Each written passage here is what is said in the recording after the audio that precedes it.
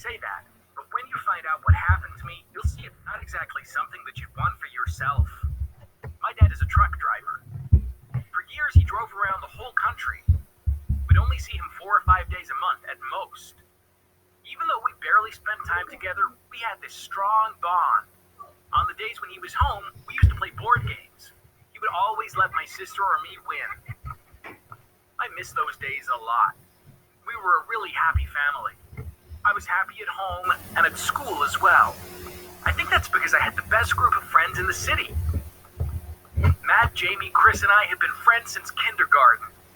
We went to the same schools.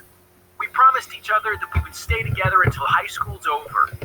Last year, Matt's family moved to another city. Matt convinced them to let him stay here with us. He lives with his aunt right now. Things were going really well, and then something seemingly good happened, which changed our lives. My dad has been playing the lottery for years. Occasionally, he would win small prizes.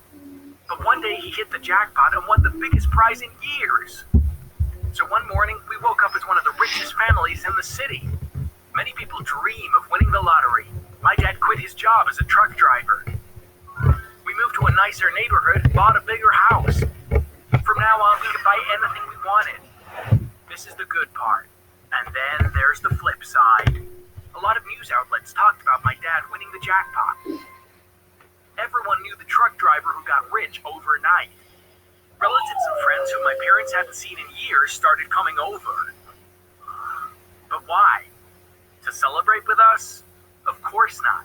Some were straightforward, others less so, but they all wanted money. In the middle of all this ruckus, I was trying to go on with my ordinary but happy life. I didn't care about money, the new house, luxury cars, and all that stuff. My sister started going to a private school. Of course, I didn't change my school. My dad said, "Okay, but at least let my driver take you there." I said no. I wanted to take the bus like I used to. The bus stop was a 5-minute walk from the school. One day, I got off at the stop and was walking to school while watching a video on YouTube. I felt like I hit something. I looked up and it was a guy. Just as I was about to apologize, he grabbed me and dragged me to an SUV that was parked nearby. I was so shocked I couldn't even scream. Just as he was trying to push me into the backseat of the SUV, we heard a siren. Whoever was in the driver's seat of the SUV was obviously a coward. He hit the gas and drove away without waiting for his friend. The other guy was stunned. After a moment of hesitation, he started running towards the SUV. Naturally, the police followed him. They caught the guy in no time. It turned out these guys were criminals. When they found out my dad had won the lottery, they decided to kidnap his son for ransom. They'd been following me for days.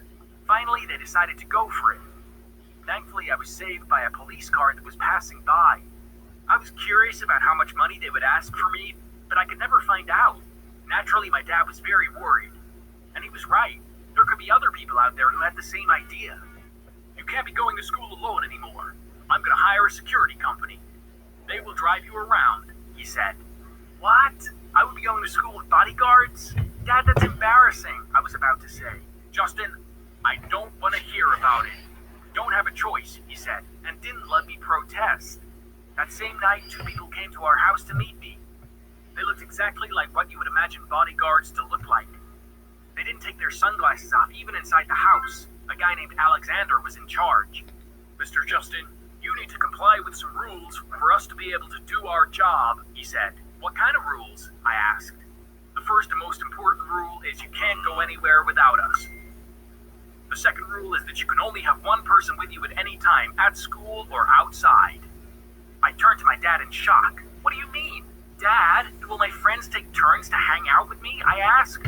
My dad didn't respond. "Thank you, Alexander. We will do as you say. We're expecting you at 7 a.m. tomorrow," he said as they left.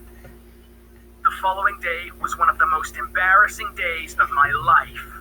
My dad called the school's administration and told them about the kidnapping, and they let the bodyguards into the school. The whole day, the 2 bodyguards were following me wherever I went.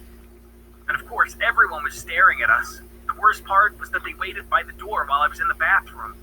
I called my friends the night before and told them about the bodyguards. I told them that only one person would be allowed to come near me. Our first meeting the next morning was really upsetting. When I saw my friends, I forgot about the bodyguards and wanted to go to them. But Alexander stood between us and stopped me. After that, Chris came running to me alone. Jamie and Matt had to watch us from a distance. This wasn't something that we were used to, but there was nothing we could do about it. We had to play along for some time. Nearly a month went by. I thought I'd eventually get used to it, but that did not happen.